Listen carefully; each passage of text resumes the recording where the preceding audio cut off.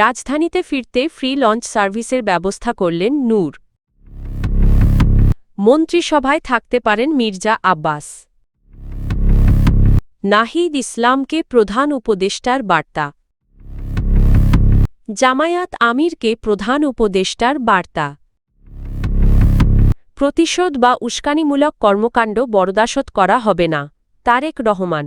ত্রয়োদশ জাতীয় সংসদ নির্বাচন ও গণভোট শেষে নিজ নিজ কর্মস্থলে ফেরার জন্য পটুয়াখালী -3, গলাচিপা দশমিনা আসনের ভোটারদের জন্য ফ্রি লঞ্চ সার্ভিসের ব্যবস্থা করেছেন নবনির্বাচিত সংসদ সদস্য নুরুল হক নূর। শনিবার দুপুরে নিজের ভেরিফাইড ফেসবুক পেজে দেওয়া এক পোস্টে তিনি এ তথ্য জানান। পোস্টে জানানো হয়, ঢাকা ও চট্টগ্রামে কর্মরত গলাচিপা দশমিনার ভোটারদের ফেরার সুবিধার্থে নুরুল হক নূরের পক্ষ থেকে ফ্রি লঞ্চ সার্ভিস চালু করা হয়েছে।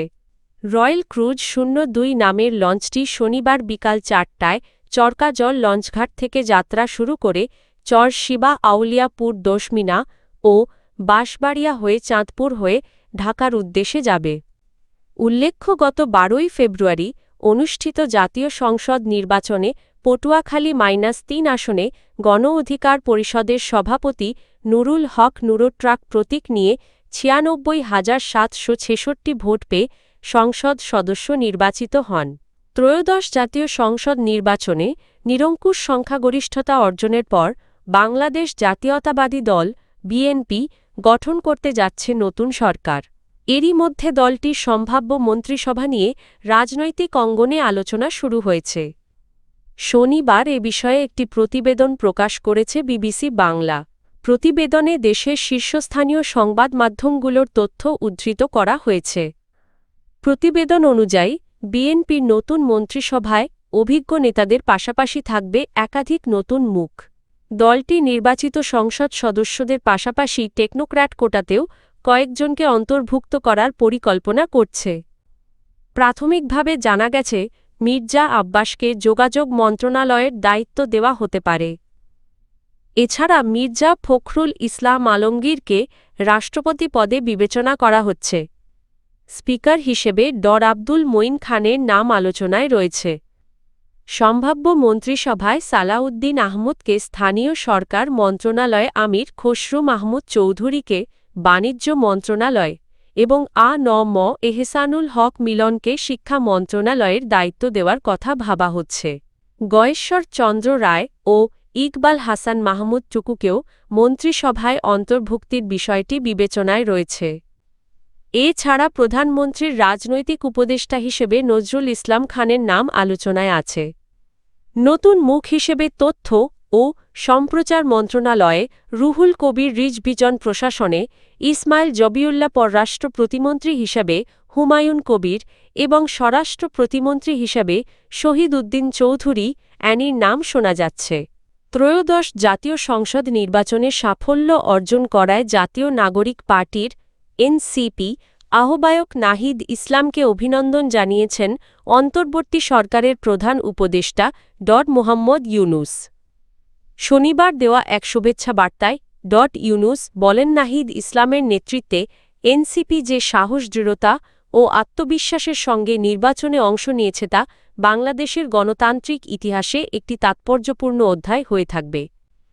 তিনি বলেন, মাত্র 1 বছর আগে ছাত্র জনতার অভ্যুত্থানের প্রেক্ষাপটে গড়ে ওঠা একটি নবীন রাজনৈতিক দল হিসেবে 30টি আসনে প্রতিদ্বন্দ্বিতা করে 6টিতে বিজয় অর্জন এবং আরও কয়েকটি আসনে শক্ত প্রতিযোগিতা গড়ে তোলা একটি ব্যতিক্রমী সাফল্য। তাঁর মতে এই অর্জন শুধু নির্বাচনী ফলাফলের মধ্যে সীমাবদ্ধ নয়, এটি তরুণ প্রজন্মের আত্মবিশ্বাস, স্বপ্ন এবং গণতান্ত্রিক চেতনার শক্তিশালী প্রতিফলন। ড.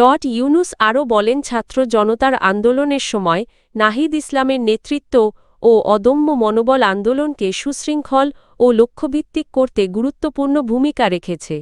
তিনি নাহিদ ইসলাম ও তাঁর সহযোদ্ধাদের আত্মত্যাগের জন্য ব্যক্তিগতভাবে এবং জাতির পক্ষ থেকে গভীর শ্রদ্ধা ও কৃতজ্ঞতা প্রকাশ করেন।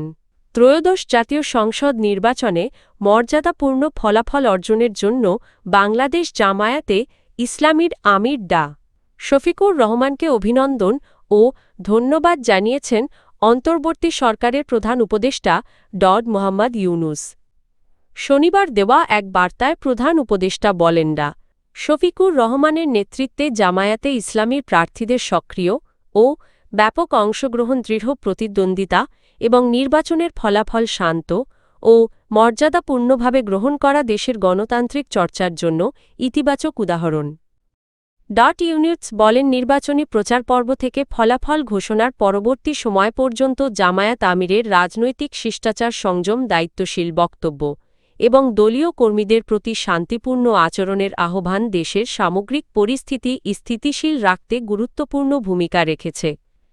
তিনি আরও বলেন, অন্তর্বর্তীকালীন সরকার দায়িত্ব পালনকালে জামায়াতে ইসলামীর পক্ষ থেকে যে গঠনমূলক সমর্থন, পরামর্শ ও সহযোগিতা পাওয়া গেছে তার জন্য সরকার কৃতজ্ঞ। বার্তায় প্রধান উপদেষ্টা উল্লেখ করেন, বাংলাদেশ বর্তমানে এক গুরুত্বপূর্ণ সময় অতিক্রম করছে। বৈশ্বিক অর্থনীতি, প্রযুক্তিগত রূপান্তর, জলবায়ু পরিবর্তন, মানব সম্পদ উন্নয়ন এবং সামাজিক ন্যায়বিচারের মতো চ্যালেঞ্জ মোকাবিলায় গণতন্ত্রকে আরও শক্তিশালী ও অংশগ্রহণমূলক করতে সরকার ও বিরোধী দল উভয়েরই দায়িত্বশীল ও নীতিনিষ্ঠ ভূমিকা অপরিহার্য।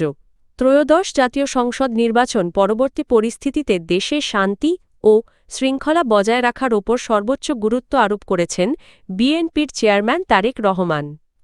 শনিবার বিকেলে রাজধানীর হোটেল ইন্টারকন্টিনেন্টালে আয়োজিত সংবাদ সম্মেলনে তিনি বলেন, যে কোনো মূল্যে আইন শৃঙ্খলা স্বাভাবিক রাখতে হবে এবং কোনো ধরনের সহিংসতা, প্রতিশোধ কিংবা উস্কানিমূলক কর্মকাণ্ড বরদাশত করা হবে না।